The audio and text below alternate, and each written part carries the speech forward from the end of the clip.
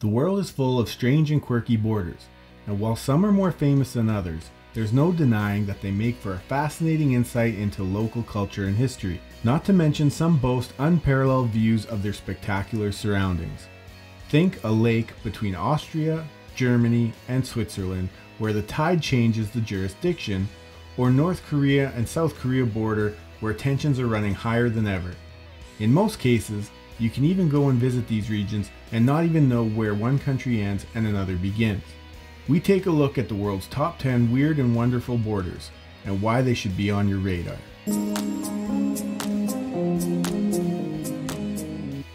Jungholz, Austria and Germany. Jungholz is a village in the district of Reuth in the Austrian state of Tyrol that is accessible only via Germany.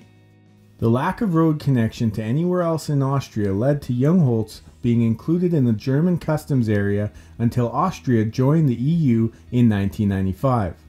It also used the German mark instead of the Austrian schilling as currency until 2002 when the euro took over. There are two ways for moving from the Lisch Valley to Jungholz Valley in the Austrian Tyrol. You either put on your hiking boots and climb up and over Mount Sorgshofen that stands a whopping 5,364 feet, or you drive around via Germany. France and Switzerland's Hotel Orbez. Back in 1862, the now hotel was built by a private landowner and businessman to take advantage of the impending border adjustment between the two countries. The structure was originally used as a grocery store on the Swiss side and a pub on the French. Today, the entire building houses a hotel whose dining room, kitchen, and several rooms are bisected by the boundary. The northwest angle, known simply as the Angle by locals and coextensive with the Angle Township, is a part of the northern Lake of Woods County, Minnesota. Angle Township was designated as a territory of the United States because negotiations of the initial Canada-US border misunderstood the geography of the area. The land area of Angle is separated from the rest of Minnesota by Lake of the Woods, but shares land border with Canada. It is the only place of America apart from Alaska which strays north of the 49th parallel and is mainly forested with a population of around 100, mostly First Nations. The kids here have one of the longest school runs anywhere, with a 3-hour round trip that means going through border control 4 times a day. Lake Constance, between Austria, Switzerland, and Germany. The lake is situated where Germany, Switzerland, and Austria meet. Its shorelines lie in the German states of Bavaria and Baden-Württemberg, the Swiss canton of St. Gallen, Thurgau, and Schaffhausen, and the Australian state of Vorarlberg. The borders of Austria, Switzerland, and Germany arrive with precision at the lakeshore, only to dissolve when they hit the water. No treaty agreement has ever been reached dividing the lake, so specific local issues such as fishing rights and boat licensing have to be settled by individual agreement. This is the Demilitarized Zone, or DMZ, and it's the dividing line between North and South Korea. The DMZ, North Korea, South Korea. Korea's demilitarized zone is the most tense border in the world. The dividing line of the Korean Peninsula, established in 1953 after a bitter ideological war, is 155 miles long and 2.5 miles wide and bristling with weaponry.